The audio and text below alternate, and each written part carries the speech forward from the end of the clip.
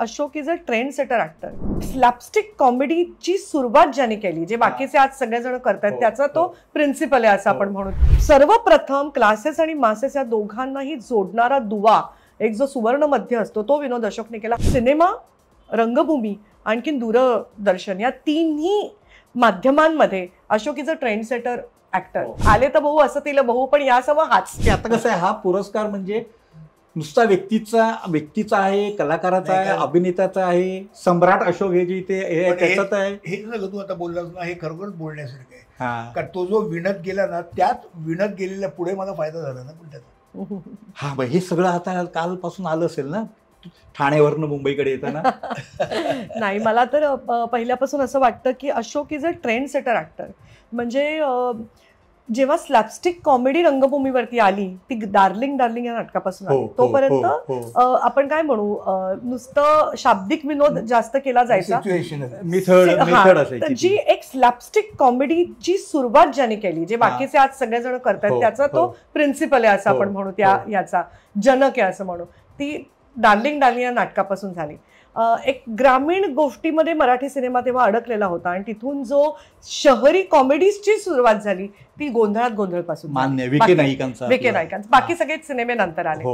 आणि टेलिव्हिजनवरती मी म्हणेन की एक क्लासेस आणि मासेस म्हणजे हिंदी विनोद असा होता की तो आयदर आवडायचा किंवा अजिबात आवडायचा नाही. अगदी करेक्ट. क्लासेसना अजिबात आवडायचं नाही आणि मासेसना आवडायचं, आणि क्लासेससाठी केलेला विनोद मासेसना आवडायचा नाही. तो सर्वप्रथम क्लासेस आणि मासेस या दोघांनाही जोडणारा दुवा, एक जो सुवर्ण मध्य असतो, तो विनोद अशोकने केला हंपाच्या मालिकेतनं. बरोबर, अगदी बरोबर. त्यामुळे मला असं वाटतं की सिनेमा, रंगभूमी आणखीन दूरदर्शन या तिन्ही माध्यमांमध्ये Ashok is a trend setter actor.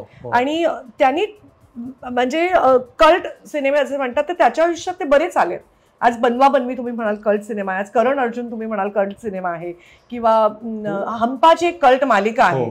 Darling darling हे पण एक कल्ट नाटक आहे असं धरूया. सो ह्या गोष्टी सगळ्या त्यांनी त्या करून दाखवल्यात.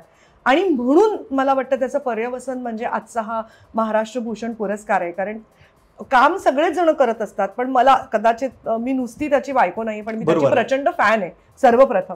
आणि म्हणून मला असं वाटतं की आले तर बहु असं तिला बहु, पण यासमोर हाच.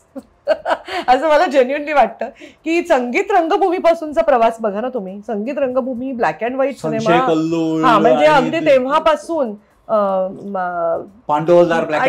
रंगात रंगला श्रीरंग, म्हणजे पहिलं ह्यांच्या नाटकापासून म्हणते, भालचंद्र पेंढारकरांच्या नाटकांपासून म्हणते, तिथपासून ते आत्ता अगदी आता ययाती देवयानी, म्हणजे किती प्रकारच्या दिग्दर्शकांबरोबर, लेखकांबद्दल जे आता चालू असलेलं नाटक चिन्मय मांडलेकर, जो अगदी तरुण लेखक दिग्दर्शक आहे, त्याच्यापर्यंत आपण येऊया. म्हणजे तिथपर्यंतचा जो प्रवास आहे हा मला असं वाटतं फार ग्रेट आहे. आणि म्हणूनच ते पुस्तक मी बहुरूपी ते अतिशय रिलक्टंट होते, कारण मी त्यांना श्रीमान योगीच म्हणते.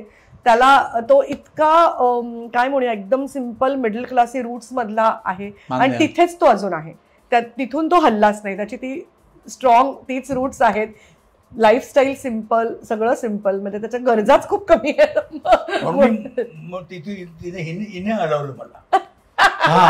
तुला मी म्हटलं, मी माझा फायदा झाला ना तुझा. मराठी चित्रपटसृष्टीतील लेटेस्ट अपडेट्स आणि गॉसिपसाठी आमच्या चॅनेलला सबस्क्राईब करा आणि बेल आयकॉन दाबायला विसरू नका.